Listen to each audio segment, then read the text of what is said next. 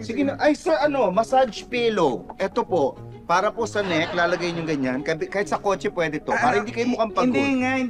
Hindi ako sa mga ganyan, ha? Sige, ha? Sir, ano na lang po, ito na lang po, itong massage gun, okay po to, sir. Try nyo po, sige na po. Okay po, di ba?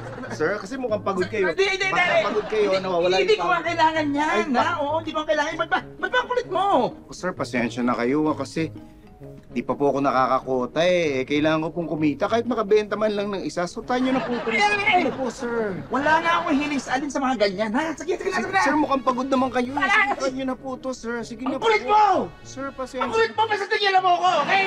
Pwede, sir. Sir. Hindi ko nga gusto yan! Hindi ko nga gusto! Ang kulit mo!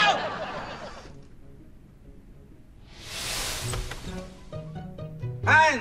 Hi, hi! Grabe, sobrang traffic. Naku. Saan?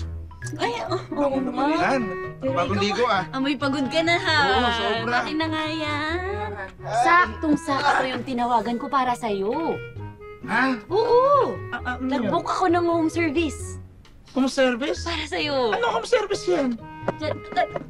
Ayan na! Ayan, sakto matutuwa ka dito. Hi po, home service massage. Ay, sir! Sabi ko na pagod kayo eh.